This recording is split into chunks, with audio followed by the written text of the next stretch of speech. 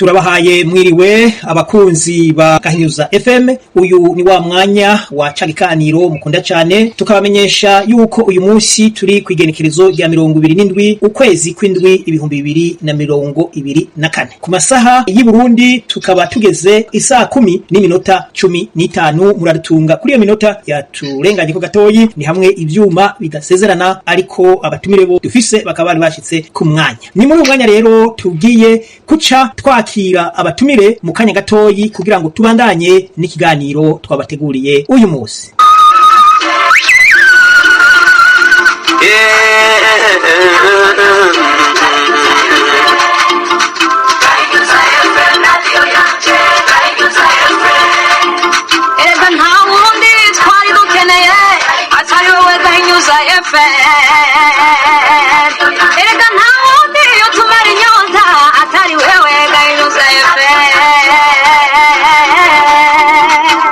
Nkuko doje kubabwira uno munsi duse abatumire babiri. Uwa mbere akaba ari umwubahwa Patrice Ntafatiro, uwa kabiri akaba ari Silveri Mvuyekure batazira se Mutatuzi. Abo batumire babiri tukaba twabatumiye kuri Gahinyuza FM kugira ngo bashobore kubana natwe muri kiganiro cy'uno munsi, aho tugiye kuraba ibijanye n'ingoma y'ubwami bw'u Burundi. Biravugwa yuko ingoma y'u Burundi yagizwe n'uwitwa umwami w'umuhanza, ariko kandi bikaboneka yuko abami banyuma batari abahanza ahubwo bari abenengwe. Kubw'ivyo tukaba twakeneye abatumire kugira ngo bashe gusobanura na cyane basobanurire abarundi nabo bose bumva ikirundi c'abarundi ukungene ibi bintu by'ubwami vyagiye bihinduka biva mu muryango uyu bija mu wundi. Tudatevye reka dutangure duhereza ikaze abatumire, tugahera ku mwubahwa Patrice, tukaba tumuhaye mikro. Karibu. Ndabahaye mwaramutse, ndabahaye mwiriwe. Jewe nitwa Ntafatiro Patrice, ndi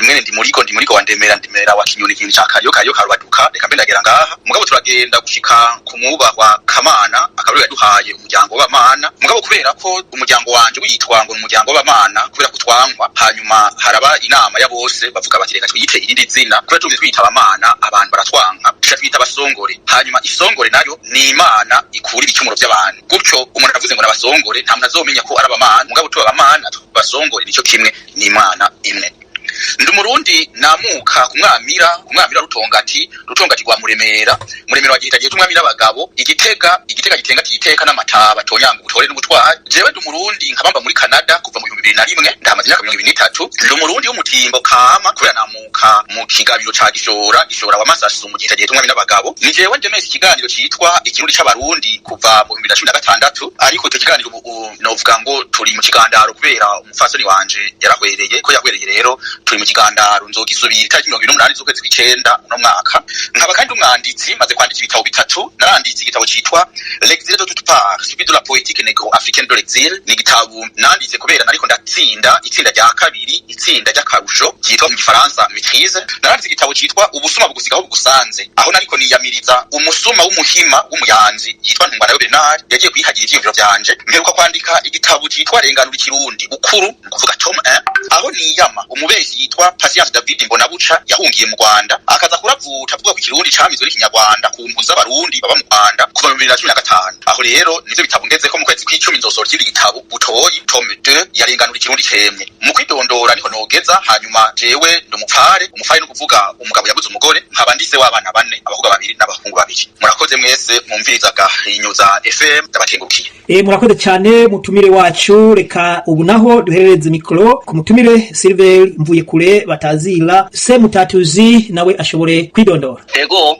murakoze nanje kumpereza mikro ngo nidondore. Amazina yanje ni Mvuyekure Silveri nkuko mwabivuze, hanyuma nkafise n'agatazano kaenzwi ko cyane gose ka se Mutatuzi. Ego hanyuma nkaba nanje n'umurundi ufise amamuko yo mu ntara ya Kayanza, muri za ntara Kamana intara ya Buyenzi, hanyuma nkava muri komine Kayanza nyene zone Murima. Sinokwidondora birenze cyane, ariko muri ikiganiro cyo novuga bwatsi ciyongereyeko ndi umwe mu barundi hakuru abarundi bugwaruka bakurikirana cyane gose kandi babikunda cyane, bakurikiranira hafi ivya kahise ku Burundi mu ntwaro, kungene intwaro zageza bisikana kuva ku bami gushika mwana ashaka kuno munsi tuvuga ivya demokrasi vyama republika hanyuma kandi nkiretse usanga ha mu Burundi nabikurikirana cyane nabikurikirana mu bihugu biduhari imbibe aha muri yase mu karere tubayemwo nkanabikunda cyane ku rwego rwa Afrika muri Afrika nkashira biraba umuntu uranalize geopolitique kabiraba muri angle geopolitique kabikora ko umwihwezo kabishishoza ari nk'ijambo ryavuze nk'umutegetsi runaka nkamenya ico yashatse kuvuga nico atashatse kuvuga niyo sanzwe rushinda byanaliza muri angle geopolitique saho nyene ngarukiriza ndanaba n'ibivugwa mw'isi nkitaho kumenya izo ngwano zama mw'isi biva kuki mbega ni kiki cishije inyuma bintu kityo rero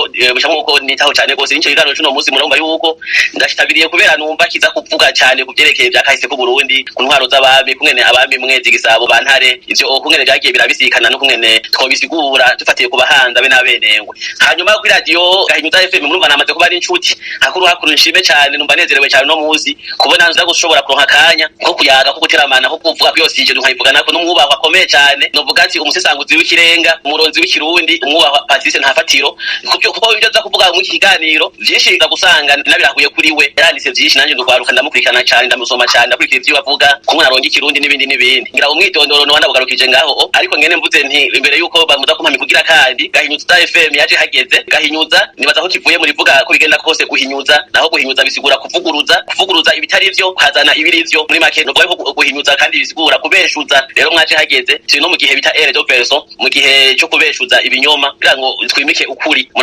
murakoze mwese kandi turabakengurukiye aha muri studio za Gahinyuza FM reka rero tufate ikiganiro nkuko twamaze kubabwira impamvu ikiganiro twashoboye gitunganya tukanabatumira turamaze kubona yuko mu Barundi benshi barashoboye kwidondora ariko yo hariko aradondorwa canke hakurikiranwa abami batwaye igihugu cy'u Burundi ivy'imidondoro yabo benshi ntibavyumva ntibanabibona ntibanabishikira kandi ikigeretse ko nako mu mashuri nta nivyo bigisha nk'abasesanguzi duhereye ku mwubahwa Patrice Ntafatiro n'uyuhe mwidondoro w'umwami wa mbere w'ingoma y'u Burundi ndagukengurukiye cyane imbere yuko nja kure nagomba mbwire se mutatuzi ko Gahinyuza FM irivuga rivuye mu aho bavuga ngo Gahinyuza nirivuga guhinya kubera uvuze guhinyuza nico kimwe ndi guhinyura nico kimwe ndi guhinyurana tumaze kuvuga ngo guhinyura harimo ingobotozo hanyuma guhinyuza harimo ingobotozo na i nyendeza rero irivuga ry'inkomoko ryambere nambere ni guhinya ariko gituma bavuga ngo akamuhinya umuntu atwenga akamuhinya no umuntu agutwenga agutekeza agomba kwereka yuko umengo ntacumaze nakora agomba kubanza kuvuga aho rero mwubahwa ndagukengurukiye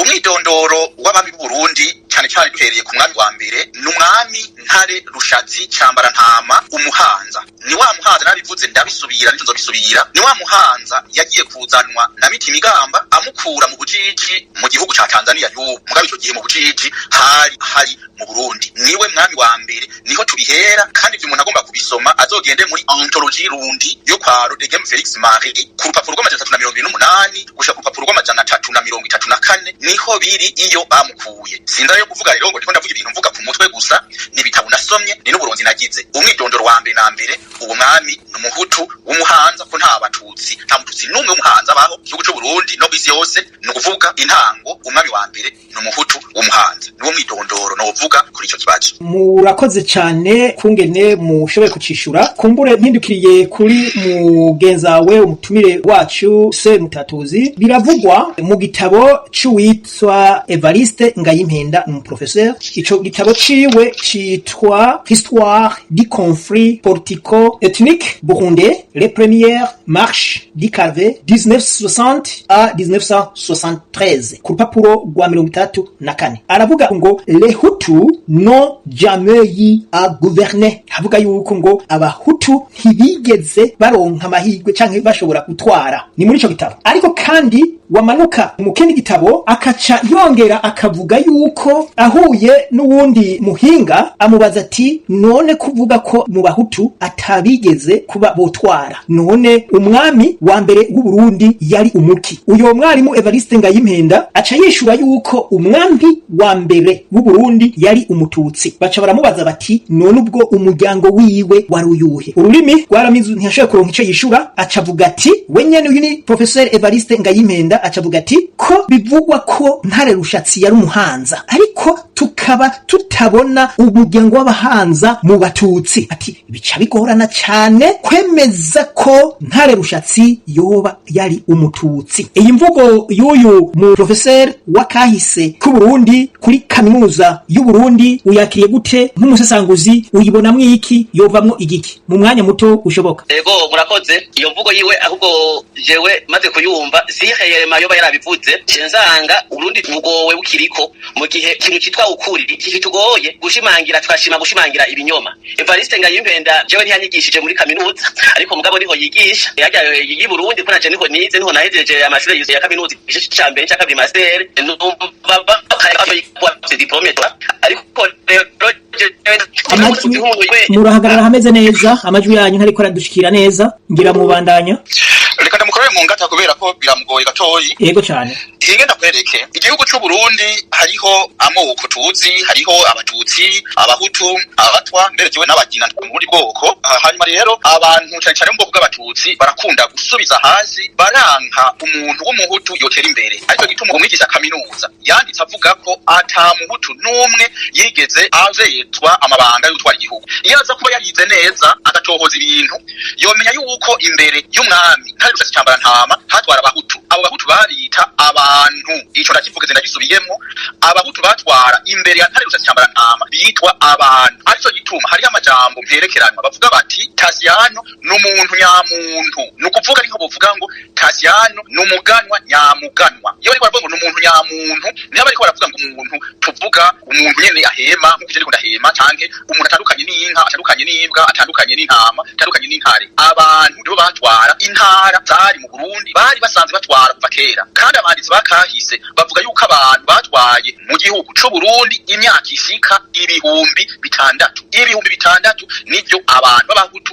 batwaye igihugu. Kuvuga ivyo rero ni kagasuzuguro abatutsi usanga bafise kugira ngo ntibemeze inamujande, kugira ngo ntibavuge bihome, kugira ngo ntibavuge runyota, kugira ngo ntibavuge n'abandadayi baberekana yuko ari abantu bakomeye bagize ibintu bikomeye kandi bimeze neza. Nuko gusuzugura usanga n'ingoma ziwacu baziyitirira hako zokwitwa ko ari ingoma zivuzwa n'abahutu, bavuga bati zavugijwe n'abatutsi. Ni muri ubwo buryo rero baca bafata kahise bakakahinda bakakita ukundi, ha kuvuga ko umuntu yakoze ikintu bakaca bavuga ko ari abatutsi babikoze. Kuko nkuko nabivuze umwami wa mbere n'umuhutu ni Ntare Rushatsi Cambarantama yamunka ubujiji. Nkeka kumbure Semutatutsi ashobora kuba yagarutse agashaka kubandanya canke mbandanye kukindi kibazo mushaka kumbaza. Murakoze, biraboneka yuko mu buhinga by'umba tumenyesha ko taraboneka, ariko kandi tukiri ngaho nyene shatse kuca mbandanya n'ivyo dusoma mu gitabo canditswe na Jean Pierre Chrétien afatanije n'abakozi abo bitwa Reporters sans frontières ku gitabo citwa Rwanda les médias de génocide canke génocide ku rupapuro rw'amajana 45 aho handitswe yuko abahutu b'u Rwanda Hutu di Rwanda on di commandement. Abahutu mu Rwanda ngo bari bafise amabwirizwa 10. Kuri iyo page bakaca abana bakavuga ngo les Tutsi ont 19 commandements dont le 13e stipulé sachez que les Hutus ont été créés pour obéir. Aravuga ati abatutsi nabo bari bafise amabwirizwa 19. Igihe 13 muri ayo mabwirizwa 19 abatutsi bari bafise rivuga yuko ngo abahutu baremewe kuba abubaha canke abubaha bumvira, bakoresheje ijambo mu gifaransa rivuga ngo obéir, no kuvuga baba nk'abari munsi y'abandi. Uravye rero kuco muhejeje kuvuga biraboneka ko bihura n'ibibindi, kumbure nk'uko muriko muragerageza kugira ico musigura ko mwahejeje kuvuga umwidondoro wa Ntare Rushatsi Cambarantama nk'umwami wa mbere w'u Burundi, kandi mukerekana yuko n'imbere yuko Ntare Rushatsi Cambarantama aza canke abumwami umuhutu umuhanza w'u Burundi muti hariho n'abandi babaye imbere yabo bakaba bitwa abantu. Ico ndibaza yuko mwariko arakurikirana ikiganiro bavyumva, ubushobora kuzogira ikibazo ashaka kutwakura acishije ku murongo wa telefone canke akaturungikira n'ubutumwa acishije kuri email ya Gahinyuza FM ariyo gahinyuzafm@gmail.com. Reka rero mutumire tuje ku kibazo gikurikira. Ko mumaze kutubwira yuko ubwami canke ingoma ya mbere y'u Burundi uwara ayirongoye yari umwami Ntare Rushatsi Cambarantama, kandi mu mwidondoro wiwe akaba yari umuhanza, bisigura kuza kuba umuhutu. None ni ryari umuryango w'ingoma y'ubwami ushobora guhinduka ugasanga mu rutonde rw'abami habonetse abandi bami bafise umuryango witwa ukundi? Ivyo byoba biba ryari? Umuntu ashaka kwibaza, nje ndashaka kwibaza byoba biba kumbure iyo habaye kuba ubwami bwahindutse bwibwe canke habe bimwe bitwa kubutembagaza. Ni niki nk'umusesanguzi nk'umuronzi woshobora gusigurira bariko barakurikirana ni ryari ubwami umuryango w'ubwami ushobora guhinduka ugasanga nimba nk'ubunye umwami wa mbere ari umuhanza ugasanga mu bami bakurikiye turabonamo abatari umuryango w'abahanza ibyo bishika ryari haba habaye iki? Ndagukengurukiye no kumwara ku mugezi. Ico kibazo cawe kiratomoye ngomba ndacishure mico ibiri. Umuce wa mbere ngoba kuvuga imiryango y'abami Burundi, ubwa kabiri nza kuvuga ubwoko bw'abami mu Burundi. Aho rero imiryango y'abami Burundi hariho umuryango wa Ntare babitwa Batare, hariho umuryango wa Mwezi baca bitwa Abezi, hariho umuryango wa Mutaga abo bantu baca bitwa Bataga, hariho n'umuryango wa Mwambutsa abo bantu baca bitwa Abambutsa. Mugana gomara kugira ko ari amanyanga n'umuryango umwe nukuvuga nibihendwa abana ngo mudagwa karore kuri jewe ntafatiro ni mwene ndemera wa kinyoni ca Kariyo reka mbire kuri Kariyo rero niyo aba yari umwami yaca yitwa Ntare agaca byara umuhungu wiwe nukuvuga abantu bose bavukana na Kariyo baca bitwa Abatare. Hanyuma urumva Kariyo yaciye avyara Kinyoni, rero Kinyoni abaye umwami aca yitwa Mwezi. Mbwa n'umuhungu wa Kariyo nukuvuga ko ari umuhungu wiwe yagiye kwitwa Mwezi, ukumva ngo haje Mwezi haje indi ni bamwe n'umuhungu nase. Uwo Kinyoni abaye Mwezi akaca avyara sogokuru yitwa Ndemera yaca yitwa Mutaga. Yeswe Mutaga wavyumvise Ntare nise wa Mwezi ni sekuru wa Mutaga. Hanyuma sogokuru wanje yavyaye data yitwa Ndimurigo yaca twara igihugu cy'u Burundi yitwa Mwambutsa. Cyumve neza nukuvuga Kariyo abaye Ntare, Kinyoni yaca aba Mwezi, Ndemera yaca aba Mutaga, Ndimurigo yaca aba Mwambutsa. Jewe nanje mbaye umwami ariko ca ntwara niyitwa Ntafatiro Ntare. Umuhungu wanje bagwa mvuze bagwa kubera ari umuhungu wanje wa kabiri, kubera nta mwami numwe yigeze aba umwami ari umuhungu mukuru umwami. Nukuvuga umwana wanje yotwara yitwa Mwezi, umwuzukuru wanje yotwara yitwa Mutaga, umwuzukuruza wanje yotwara yitwa Mwambutsa. Nukuvuga bijya bumva ngo haje ngo ingoma zahindutse ngo hari Mutaga ngo hahura Mwezi, rujya n'uruhendo n'ububeyishi n'amanyanga yaba ari umuhungu asubiriye se. Mu yandi majambo rero ibi nkabivuga ko kugangingo ko umwami wa mbere ari umuhanza akaba umuhutu, twabwiza kuma tubandanya arabahutu gushika uno musi. Ivyo bikanshirana kuri iki cya kabiri. None ubwoko bw'abami b'u Burundi nabwo bumeze gute? Meze kuvuga yuko umwami wa mbere Ntare Rushatsi cyambara ntama yari umuhutu umuhanza. No kuvuga ko abantu bose abaganwa bose yavyaye babwiriza kuba ari abantu b'abahanza. Barinda mu nka Mwezi wa mbere, Mutaga wa mbere Mutabazi, Mwambutsa wa mbere Jabwe Nkomati, no bandanya gushika ko twari tugezeko aho abazungu baza naho Micombero Umuhima yagandagura umwami wa nyuma Karoli Ndizeye. Ivyo rero ingene ubwami bwavuye mu Bahutu buja mu Batutsi ni kumvo zibiri. Ubwambe na mbere hariho umwami yitwa Senyamwiza, ni Mutaga wa kabiri yitwa Senyamwiza yatwaye igihugu c'u Burundi kuva mu 1680 gushika mu 1700. Ivyo umuntu yobisanga hariho hose mu bitabo kuri internet hose biriho. Rero uwo Senyamwiza yafashe ingingo yo kwabira abamikazi bava mu bwoko bumwe bw'Abatutsi. Aho byo byatanguye nukuvuga ko abami bose abaganga bose baje bavuka havuka nuvuga ngo abami bo mu Batutsi. Hanyuma ico gihe hari ikintu bwiza kumenya ni naco cyatumye Mutaga wa kane agandagurwa, nuko burya abamikazi bararenga ibigo, abamikazi bararenga ibigo agahana n'umugabekazi yitwa iri ku mutima yararenga ibigo n'umuhutu yitwa Canzo. Ivyo ndaza kwishika ko hanyuma bariko bararenga ibigo rero haraba n'ikindi umwami ntiyapfa abonye umusubiriye ku ngoma ntiyamubona. Wewe mugenzi wanje ntasanzwe ko twavugana, wewe abantu bakabazi yuko utazopfa ubonye umuhungu agusubiriye ku ngoma, none umenya ko ari umuhungu wawe gute? N'amanyanga ari bwami n'ukuntu umwe agira ati reka nishire ngaha, umwamikazi nakati reka nishire ngaha, nishire ngaha. Na cyane ko iyo umwami agomba avuke, umwami yabwirizwa kuba afise abamikazi batatu yatwaje inda, niko no bivuga bagomba kuvyarana kugira ngo arabe ko muri abamikazi batatu avuka umuhungu. Ico gihe haba abamikazi batatu bati we nawe uzokwibaruka, nawe uzokwibaruka. Hakaba umwamikazi w'Inkundwakazi n'ubundi. Umwamikazi w'Inkundwakazi ari wavyaye umuhungu baca mu kwa kundi za mbuto hama ngo umwami aravutse. Muri ico gihe rero uzi ingene abarundi bameze, nubu hari abarenga ibigo murabizi, hariho n'abavyarira biragoye. Ico gihe rero murashaka gusanga umwami atari we se w'uwo muntu agiyeho, mugabo ivyo reka ndabireke.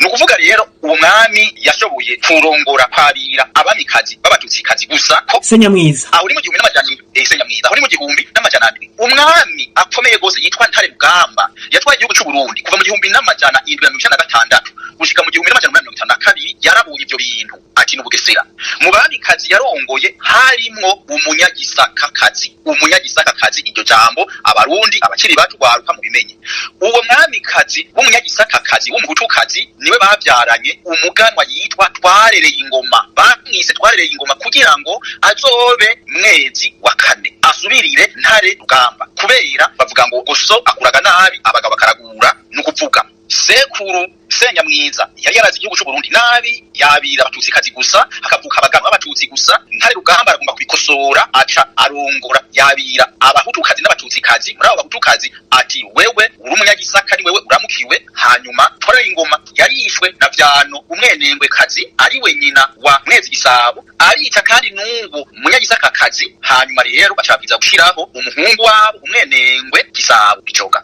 nuko ubu rero bica biraba bica nukuvuga birakwiye neza na neza ibyo Ntare Rugamba yashaka bica birampa arico gituma Mwezi Gisabo n'umututsi ijana kwijana ati yatwara igihugu ari umututsi ijana kwijana abantu bose abaganwa bakuru bitwa ko abahutu bose yarabamaze aho uca wumva ndivyariye n'umuhungu mukuru wa Ntare Rugamba kandi yari yamuvyaranye nawe n'umunyagisaka kazi nukuvuga bose barabamara barabaheza hacasigara hacasigara benengwe ariyo haca haduka ingorane muzi zahitanye na Rwagasore nukuvuga abantu bavukana na Ntare Rugamba bitwa abatare hakaba harimo n'abahutu hanyuma abezi nabo baca bitwa abatutsi kubera n'abenengwe barabenengwe bamara abatare arico gituma bica biduga ako kazigo barakagumanye gushikana Rwagasore baramurimura kujya bamurimuye baramurandura kujya bamuranduye kubera bariko barihora ibyo Mwezi Gisabo yabakoreye mu 1860 afashe ingwa y'u Burundi mwijambo rimwe nukuvuga ko abami batanguye arabahutu mugabo buke bitangurwa na Senyamwiza mutaga wa kabiri ariko biza kurangurwa neza na Vyano umwenengwe kazi ashizeho umwenengwe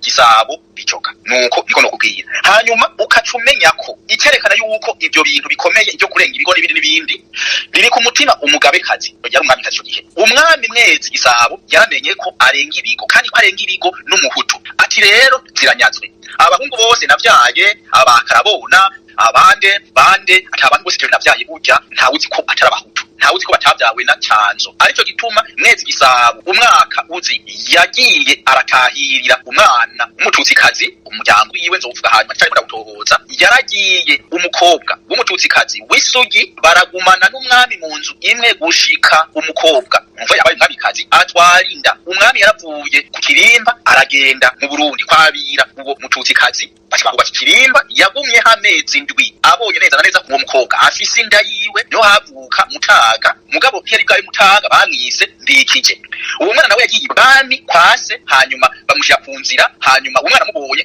ngo turakwikije umwana uwo mwana caragenda ibwami ariwe Mwezi Gisabo yavuze ati niwe azonsubirira biri ku mutima nawe kweri yamaze kwishira ahantu heza afise abahungu bashobora kuzotwara igihugu ati ntibishoboka uyu muntu abwiza gwehera arico gituma bagandaguye baragandagura Mutaga baragandagura n'umuhungu wiwe yagomba aze kwitwa Mwambutsa bakibaza gutora umwana wa Karabona bamukura igishubi aza kuba ariwe atwara igihugu cy'u Burundi kujya Mwambutsa s'umwami n'abadabivu Mwambutsa s'umwami nyawe Mwambutsa n'umuntu yaje gutwara igihugu cy'u Burundi kubera amaze abataga bene Mwezi Gisabo no badageza ngaho kurora ikindi kibazo tugutegereye neza uravuze yuko ubwami bw'u Burundi bwatanguwe na Ntare Rushatsi Cambarantama umuhanza ariko bimaze gushika kuri Mwezi Gisabo urutonde rwo kuba abami bava mu bahanza rwari rutakaye aho Mwezi Gisabo yaciye aboneka mu muryango w'abenengwe wa muryango Maconco akomokamwo wa muryango witwa Yohani Bwejeri akomokamwo bikaca bigaragara rero yuko uyu muryango utari muri ya miryango iharurwa mu bahutu yumvikana ko ariho ibintu byaciye bitangura kumera gutya nukuvuga biciye binyibutsa amakuru nasomye mu gitabo canditswe n'uwitwa Jeanne Vasina ku rupapuro rw'ico gitabo ni urupapuro rwa 40 ico gitabo naco kitwa La Legende du Passé Tradition orale di Burundi nukuvuga kikaba kivuga neza yuko Mwezi Gisabo yari umwenengwe canke umwenengwe bimaze kumera gutyo nk'abahora bibaza bati yo umwenengwe gute kandi umwami wa mbere yari umuhanza. Ndibaza yuko uwari wese ariko akorana ikiganiro arabyumvise uko yamusiguriye, hama tugasaba kwa kundi nyene abafise ibibazo kubitumbereza, kuvyandika, kuturondera, kudutelefona, kunuka kuri email kugira ngo mubishikirize, maze aka kahise kanyikijwe kashoboye kunyegezwa ubugafise ikibazo wese arushizo gutomokerwa kumenya, kugira ngo noneho umuntu amenye ukuri. Burya muri rusangi iyo umuntu atazi akahise burya ababuze kumenya ibintu bigize ikimazi, kuko burya n'igihugu kigendera ku kahise. Iyo igihugu akahise kaco katazwi usanga n'ababa bakirongoye hari ibibazo byinshi bagira, kumbure iyo bari baza kahise ibyo bibazo batobigize nkuko baba babigize. Tukaba dushimiye uyu mwubahwa Ntafatiro kuri iyi siguro ashoboye gutanga, tubandanije ko umuntu yari guhava yibaza ati noneho kubera umwami wa mbere yari umuhanza, urabona ko mu gifaransa usanga iyo bari kwavuga iby'ubwami bavuga ngo dynastie ganwa, bivuga ubutware bw'umuryango, ariko iyo ugiye kuraba bari kwavuga ganwa mu bitabo byinshi usanga babisigura gutandukanye, na cyane cyane yuko bavuga ngo abaganwa ngo nabatutsi, mugo waje handi bikavugwa yuko ngo ari abahutu, waje handi naho bikerekeza bikavugwa ngo ahubwo nibango umuntu yabahawe.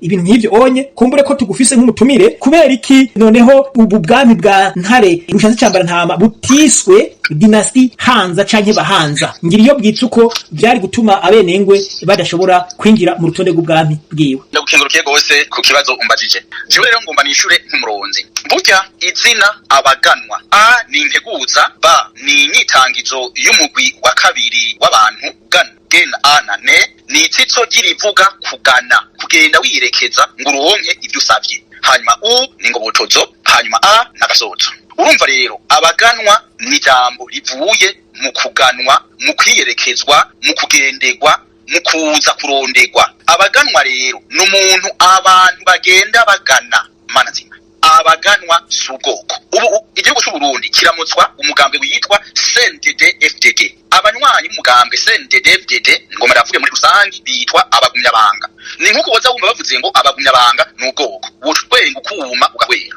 Imbere yuko umugambwe CNDD FDD uza haraciye ubundi mugambwe utwara amezi make cyane kubera abahimani bavyoroheje, ni umugambwe witwa Frodebu. Uwo mugambwe witwa Frodebu, abanywanyi b'umugambwe witwa Frodebu bitwa inzira guhemuka. Mu ntango inzira guhemuka ni imbwa, mugabo izina rirashobora gutera imbere gusumba. Ni nkaho uza wumva umuntu avuze ngo burya inzira guhemuka n'ubwoko. Kurya abagumyabanga atari ubwoko, kurya inzira guhemuka atari ubwoko, niko n'abaganwa atari ubwoko.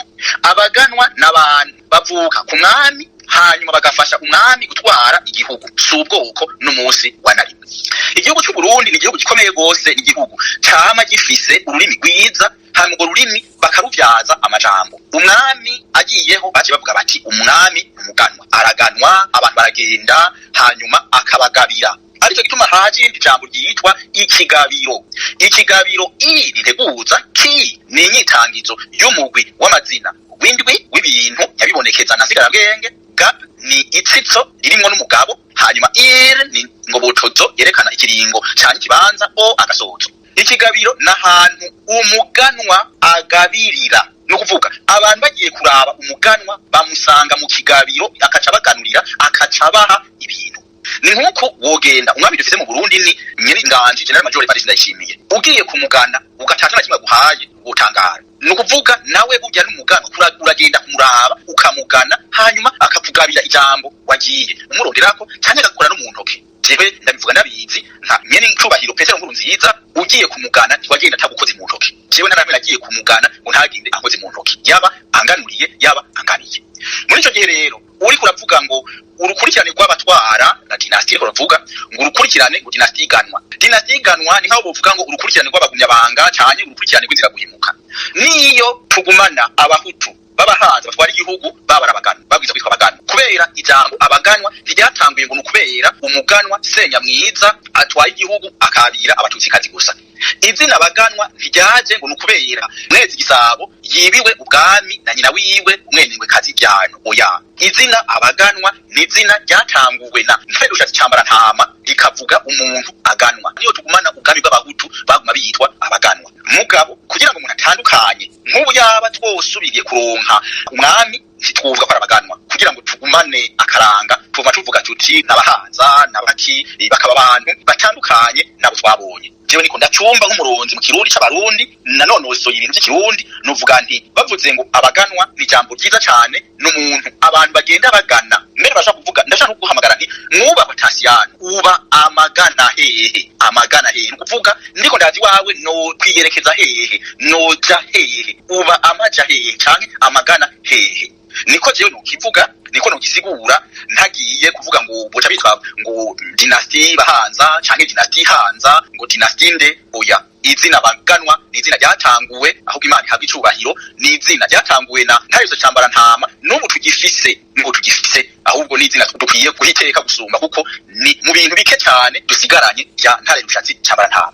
Hari akantu ugomba ngende mvuze mu guheraheza umwubahwa umuhisi nyine cyubahiro Petero Nkurunziza yarubatse ingoro ayita kwa Ntare Cambara Ntama. Abatutsi n'abahima ntibashaka na gatoyi ko Rushatsi rijya nico gituma baca bavuga ngo kwa Ntare. Iyo bavuze Ntare rero baba bagomba kuvuga nka Ntare wa gatatu nka Ntare wa kane umututsi wabo. Nico gituma jewe ngwana mvuga nti reka kuvuga ngo Ntare House. Uvuze ngo Ntare House uwo Ntare ninde nta umuzi no kuvuga barondera akajagari bakatuvanga nitwumve umuntu akavuga ngo Ntare House uya Ntare Rushatsi House kuko Ntare Rushatsi House uwo Ntare Rushatsi nta wundi ariho. Arico gituma genda kuri Twitter genda kuri Instagram genda hehe uzosanga abatutsi bandika ngo Ntare House kubera niba shaka na gatoyi umuhutu Ntare Rushatsi ndiba mushaka na gatoyi bagomba bavuge ngo Ntare House ngo kwa Ntare bikumvikana ko kwa Ntare House Ntare wariwe mugabo Ntare bagomba kuvuga ubundi wabo atari Ntare Rushatsi Cambara Ntama. Nuko ariko nogenda rero akavuze bikavuga ko ari kwa kundi bagomba kugandagura Ntare Rushatsi Cambara Ntama ntaze no kuvugwa kubera n'umuhutu bavuge Ntare wiwabo Ntare w'umututsi Ntare atari mu bw'abahutu nagomba kugenda akavuze ko bigeze kuvuga kare urakaraba mwubaka kuri nogeza ndore ikindi kibazo. Murakoze cyane reka tubanze dusabe mu buhinga bw'ivyuma batumirire amate hama tuje kubandanya.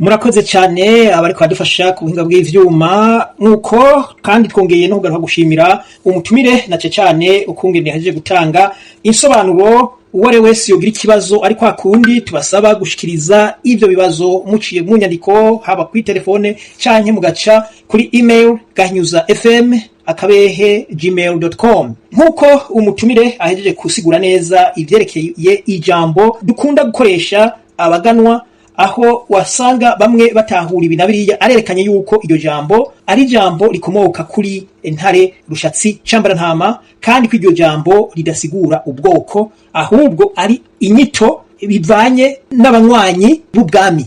Abanywanyi b'ubwami nka kurya yaduhaye akarorero nk'abanywanyi b'umugambwe CNDD-FDD uko bashobora kwitwa ab'umugambwe uyu bashobora kwitwa nuko yabidusiguriye kandi birasobanutse kubera nta na hamwe biboneka yuko ari ubwoko. Naragerageje mu busesanguzi bwanje ndashikana nasomye n'ibitabo byage byandikwa nawe nabariya harimwo n'abakurikanye ivyigwa vya anthropologie biga ibijanye n'imiryango byaraboneka yuko nabonyene bibagora kwerekana yuko bwoba ari ubwoko kuko hamwe na hamwe bavuga ngo naba bavutse ngo ku muhutu ngo yarunguranye n'umututsikazi ngo abana bavutsemo ngo niko bitwa uko ariko sivyo kuko nuno munsi hariho abo barongorana muri ubwo bwoko mugabo ntibaca bava ku bwoko bitwa ngo baje kwitwa abaganwa ariko abaganwa kuba ari inyito mu rurimi novuga y'abamambre b'ubwami bo mu murongo w'ubwami birumvikana nkuko mu mihari runaka usanga hariho kungene bita abantu bari muri uwo muhari ati bitwa uko harumva ngo bitwa nk'inzira guhemuka abitwa intagoheka abitwa abadasigana abitwa ukuna kuriya y'imigambwe dufise mu Burundi ishika canke yababa 40 urasanga umugambwe wose ufise ukwizina ry'agahizi bita abamambre babo abanywanyi babo uko babita kugira ngo bitandukane n'indi nyito bita abanywanyi b'ubundi mugambwe. urakoze cyane kuri iyo sobanuro ushoboye gutanga. Turiko turerekeza turora ku musozo. Abariko barakurikirana ikiganiro sinkekeranya baraza kumva kanovera kuko uvuze ibintu abantu benshi bakenera kumenya no gusobanukirwa. Nk'umuronzi wafasha akanya gakwiye ko kwitegurira uyu butumire twari twabahaye, ni giki wipfuza ko abariko barakurikirana iki kiganiro boshobora gutahana muri kiganiro? Boba wipfuza yuko bomenya neza na neza yuko ingoma y'ubwami yatanguwe n'umwami w'umuhanza, ariko buribwa buja mu benengwe, ari naho tubona abami bahereza baboneka ari abatutsi aho kuboneka ari abahutu. Ni giki wipfuza yuko abanywanyi nako bakurikirana ikiganiro botaha no munsi bagenda binovora bati ninovoye iki niki umuronzi adushikirije? Ijambo ni gwanyu, mikro terekeje iwanyu. Imbere yo kuvuga icyo umuntu yotahana hari akantu ngomba kongerako. Umwami hariho abahungu biwe bitwa abaganwa buno nyene baca mufasha gutwara igihugu. Mugabo na wewe mwubahwa Tasiyano, umwami yarashaka kukugomwa, wewe nkeka ushaka uri mu bwoko bw'abahutu. Umwami yarashaka kugomwa umuhutu akamugira umuganwa kubera yabaye intwari, yabaye umuhizi, yabaye iki ku rugamba, cyane kubera ko ari imvuga kuri, cyane kubera ko amushimye akamugabira. Yaca mwita umuganwa, akamuha intara agatwara. Nukuvuga umuganwa mu gifaransa ni fonctionnaire royal, nukuvuga umukozi w'ingoma y'ubwami, ubufasha umwami gutwara we muganwa. Arico gituma abatutsi n'abahima badashaka na gatoyi ko umuhutu yaba umuganwa baca babita ngo nabagani. Umuhutu yatewe iteka ryo gutwara intara baca bamwita ngo numugani. Arico gituma badawumva kwa gasore bavuga ngo kwa gasore je nakuze ku ntwaro ya Iprona, utavuze ngo umuganwa atari umugani Rudoviko kwa gasore waba usa n'umuntamenje. Nukuvuga kwa gasore ni umuganwa, baba bavuze ko ari umuntu wo munda y'ingoma. Kandi ibyo bintu bavyongera kubera ikibazo yuko atari byo, kuko kwa gasore hari munda y'ingoma. Twayibonye neza duhereye kuri riri ku mutima, yagandaguje abantu bo munda y'ingoma, akagandaguza Mutaga, akagandaguza n'umwana wa Mutaga.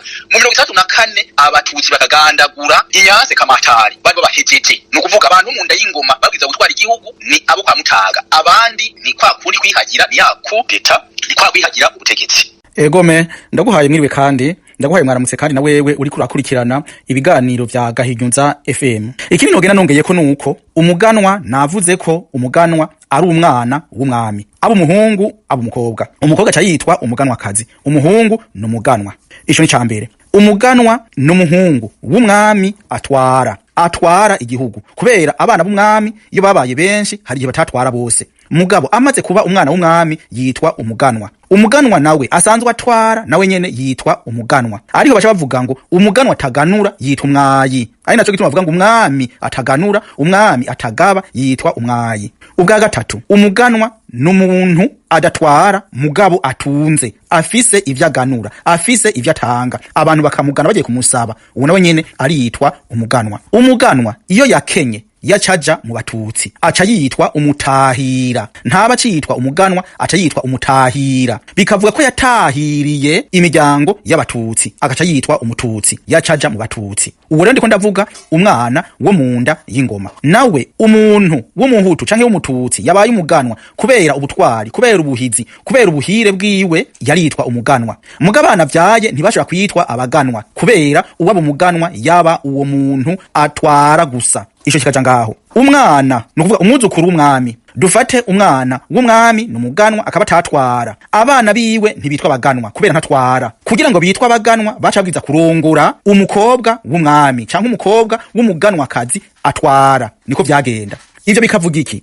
Bikavuga yuko ubuganwa bwaratakazwa. Nta hantu na himwe kw'isi ndumva ngo umuntu yatakaje ubwoko. N'abahutu bayihutura bakava mu bahutu baguma bitwa ko ari abahutu. Abatutsi ntibigera babafata babona yuko ari abantu bangana, ntibikunda na gatoyi. Baguma bavuga bati uwo n'umwihuture. Nuko ubwoko ntibuhera. Naho abatutsi bacira mu kanwa abahutu ngo bariko ngo barihutura, baguma bazi ko ari abahutu, ntibigera babaha ibikorwa canke bahiteka rikwiye nk'iryo abatutsi bahana hagati yabo. Bikavuga ko ndagasubiyemo umuganwa subwoko, abaganwa subwoko, kuko uretse yuko hari abaganwa baba ari abatutsi n'abahutu, kandi n'ubuganwa bwaratakazwa. Bugatakazwa kubera iki? Iyo umuganwa atagitwara canke umuganwa yakenye gose agatahirira abatutsi. Ico womenya co nta muganwa numwe yavuye mu baganwa ngwabe umuhutu yitwa umututsi. Urakarambura kagwira. karakantu ngomba kugenda nongeyeko ko abaganwa barabahutu bakaba n'abatutsi bakaba bana b'umwami bakaba n'abatari abana b'umwami. Umuntu yotahana iki uno musi? Ugwaruka ariko barakurikira radio Gahinyuza FM, abantu bariko barakurikirana kino kiganiro cyo gutahana nuko umwami wa mbere ni umuhanza w'umuhutu. Bijya bindi byose tubona batanga kwandika abatutsi n'abahima bakandika ngo yavuye i Rwanda ngo yavuye hehe na gatsinde ko abo bantu badashaka na gatoyi ko umuhutu atera imbere. Icya kabiri cyo kugenda umuntu amenye nta wanga konka nyina mu rukwera y'amahire.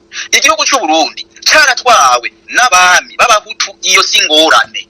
Genda mu Bufaransa urabe, mu Bufaransa baravuga ngo que le sang ennemi abreuve nos sillons. Wumvise igihugu cy'u Bufaransa n'igihugu cy'abantu babicanyi gusa, ngo amaraso y'abansi atembe mu mipfu. Urumviye abantu bameze.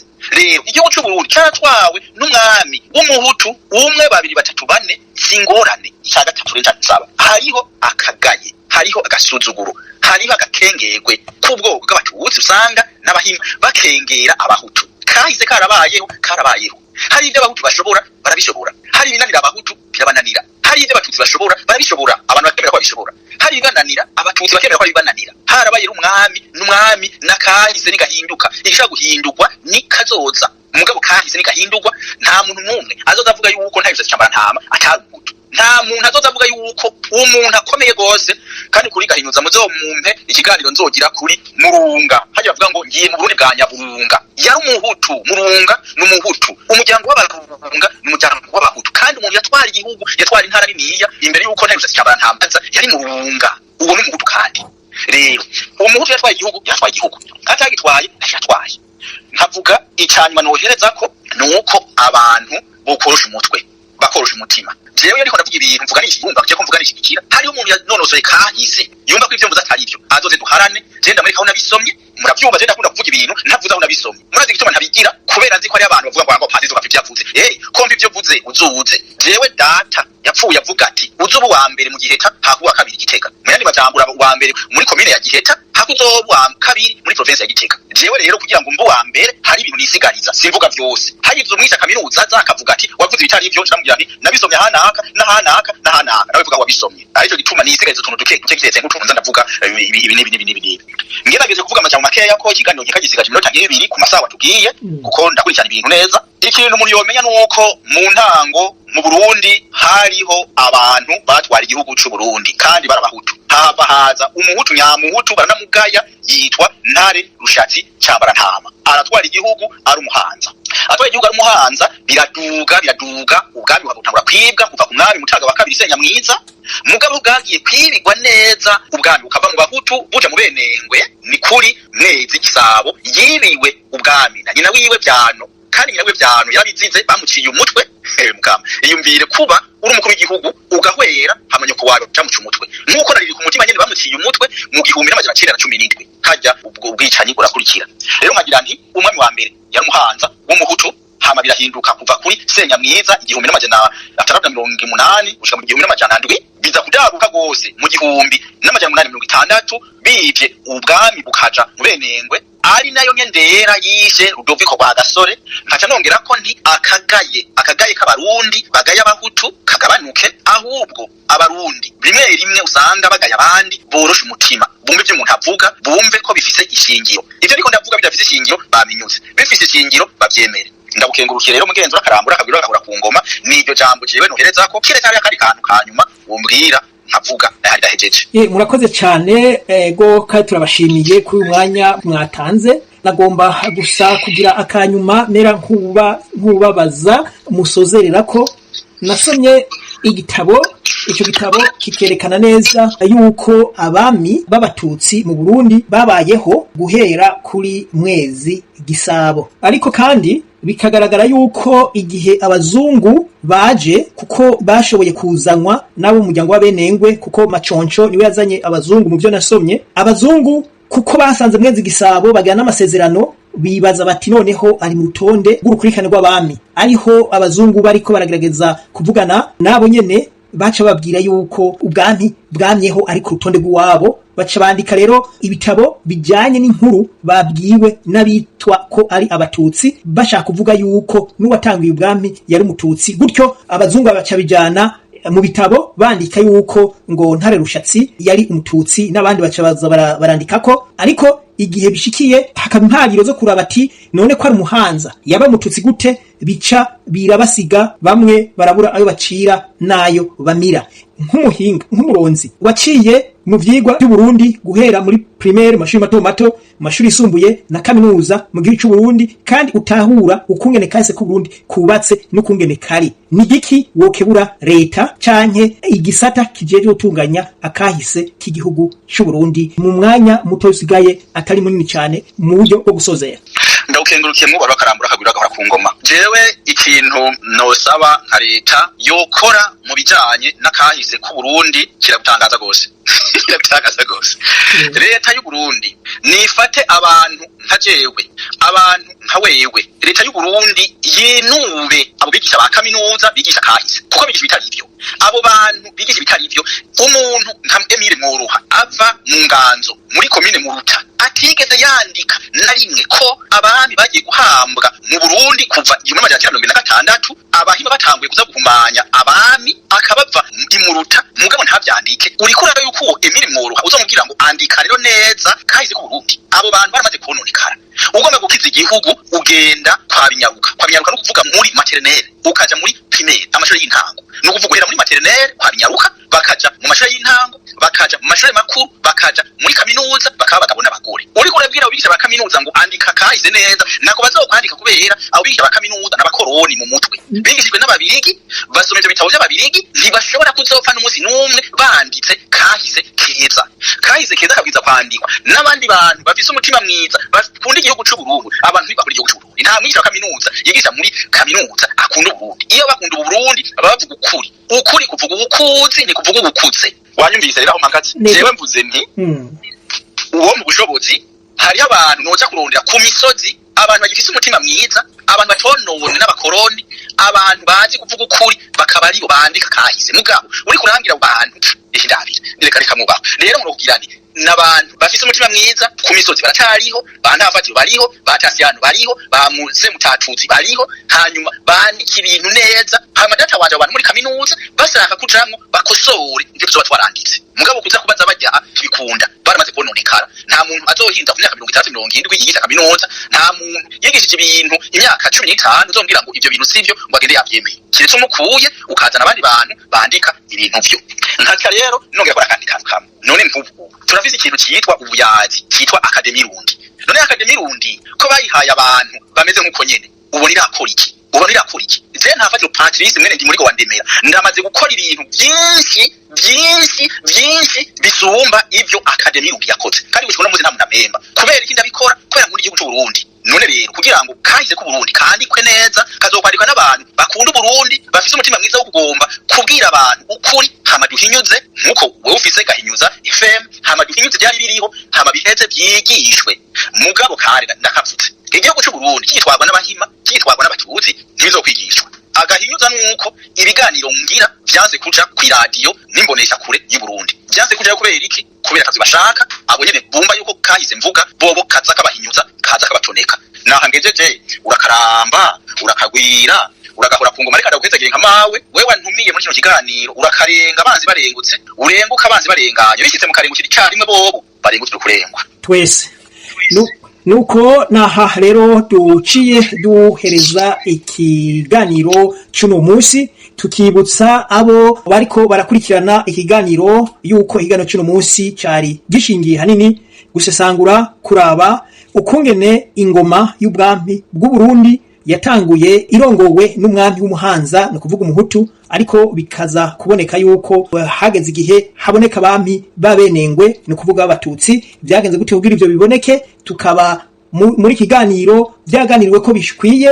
Abagifise ibibazo ni kwa kunye tukomeza tubabwira bandike, abifuza ko ikiganiro cyoshobora kimbikwa babisabe, n'abipfuza yuko botumigwa kugira ngo babaze umutumire novuga ntikiriraho direct, nabo nyene bo bisaba ivyo tugashobora kuzobitunganya, tukabatumira umutumire kugira ngo bamubaze ikiriraho. ngaho rero aho ikiganiro kirangiriye tubibutse yuko abatumire b'uyu munsi bari babiri, umwe akaba ari umwubahwa Patrice Ntafatire ari nawe twabandaniranye muri ikiganiro, kuko umutumire wa kabiri Sylvain Mvuyekure batazira Semutatuzi akaba yashikiwe n'ibibazo kuri telefone yiwe bivanye n'imiyaga nkuba nkuko byagiye bigorana, ariko twibaze yuko mu kiganiro kindi kizosubira tuzoba turi kumwe nawe. Naho rero tukaba tubifurije mwese umunsi mwiza, ibihe byiza, mubushirizeho kumviriza kino kiganiro, mugisubiremwo, mwongere mugisubiremwo, kandi mushobora no gubikurikirana ku buhinga bwa none haba kuri Facebook canke kuri YouTube baba baje kumviriza inyuma yuko ikiganiro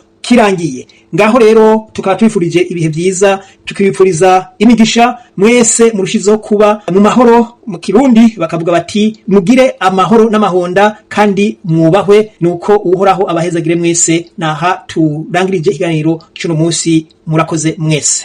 FM Gahinyuza FM umviriza Gahinyuza FM ya radio yawe meto y'ukuri, kanyomoza bubeshi n'abangushi, rwaruka Burundi bw'ejo namwe ndongozi, musidukane niyo nka Gahinyuza FM ibayagire. Gahinyuza FM genda pe uratujijuye.